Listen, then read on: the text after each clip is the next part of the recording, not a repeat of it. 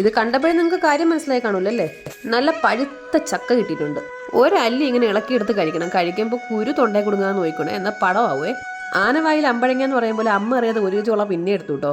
ഒരു തേങ്ങ പൊതിച്ചേരാൻ പറഞ്ഞ എക്സ്പ്രഷൻ കണ്ടോ, കരിങ്കാളിയെ പോലെ നിൽക്കും. ഈ ഒരെണ്ണം എവിടെ നിന്ന് വന്ന് മനുഷ്യനെ തെറിയിപ്പിക്കാനായിട്ട്. ചക്കടയിൽ മസാല ഇടുന്നതാണ് നിങ്ങൾ ചിന്തിക്കുന്നെങ്കിൽ ഇല്ല, അതിനകത്തുനിന്ന് അടിച്ചു മാറ്റുന്ന ഏലക്കയിടും. ആകെ ഉണ്ടായിരുന്ന ഒരു കഷ്ണം ശർക്കര നന്നായിട്ട് ചെത്തിയെടുക്കണം. തേങ്ങയും ശർക്കരയും ഏലക്കയും ചക്കയും പിന്നെ നല്ല ആട്ടമാവും കൂടി ചേർത്ത് നന്നായിട്ട് മിക്സ് ചെയ്യണം. മാവ് കുഴച്ച് ഞാൻ കുഴഞ്ഞു.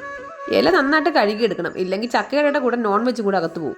ഇനി മാവിന് തണുക്കാതിരിക്കാൻ വേണ്ടിയിട്ട് ഇലക്കകത്ത് വെച്ച് പൊതിഞ്ഞെടുത്തിട്ട് അടുപ്പയിൽ വെച്ച് പുഴുങ്ങിയെടുക്കാം. അമ്മേ, ഇപ്പൊ അടുപ്പിനകത്ത് വീണ് തന്തൂരി ആയനെ. ആര് വീണാലും ചുറ്റും നിൽക്കുന്നവർക്ക് ചിരി വരും. അതെന്താ അങ്ങനെ? ഓരോന്നായി എണ്ണി വെക്കാം, എന്നാലേ അവസാനം അടിയുണ്ടാക്കാൻ പറ്റൂ.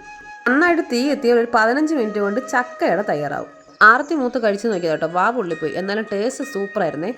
അവസാനം എൻ്റെ ടെസ്റ്റർമാർ 3 പേര് വന്നിട്ടുണ്ട്. 3 പേർക്ക് നന്നായിട്ട് ഇഷ്ടപ്പെട്ടു കേട്ടോ. അപ്പം നമ്മുടെ ചാനൽ എല്ലാവരും സബ്സ്ക്രൈബ് ചെയ്ത് സഹായിക്കണം. ഇന്നത്തെ വീഡിയോ ഇത്രയേ ഉള്ളൂ. ടാറ്റാ.